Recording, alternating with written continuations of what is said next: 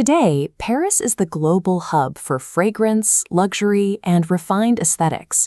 But the French didn't establish their market share in the fragrance world because they possessed the most refined bathing habits in history. They achieved this position because for several centuries, their citizens essentially stopped washing their bodies. To understand how bodily grime built a multi-billion-dollar commercial industry, we first have to look at the societies that bypassed this problem completely. Take the Roman civilization. Daily public bathing was a social requirement, involving enormous architectural investments dedicated entirely to washing. Similarly, the Muslim world maintained a routine of frequent ritual washing in dedicated hammams, aligning physical cleanliness with spiritual practice.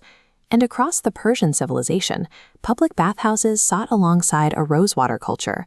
Clean water was integrated directly into their daily lives.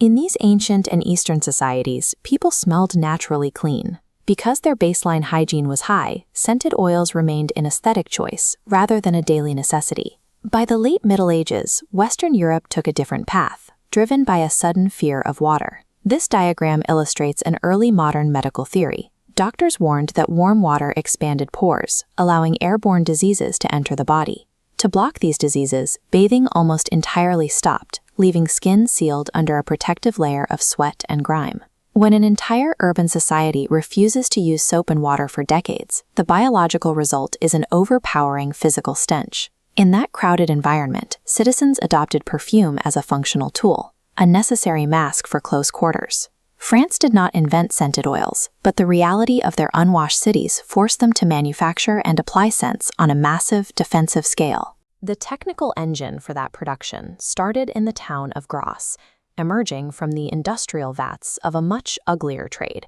heavy leather tanning. The chemical process of tanning animal hides produced foul-smelling leather. It was so potent that aristocratic elites could barely stomach wearing luxury goods like leather gloves.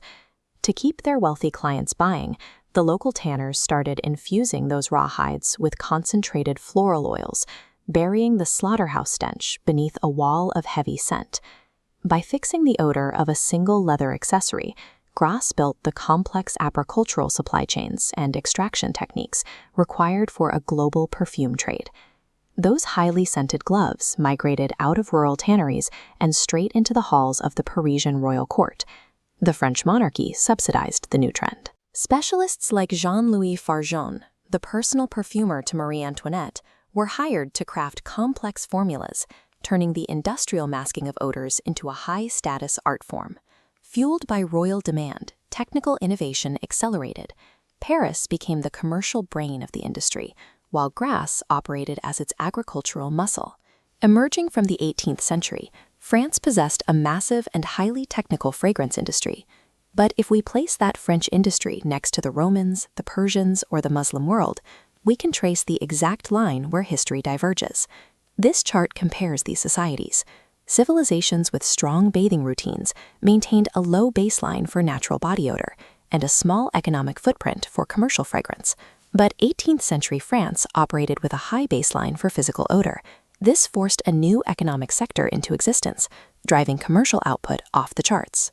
Commercial innovation is rarely driven by a pure desire for aesthetics. France's lasting legacy as the perfume capital of the world is a profitable solution to a physical problem.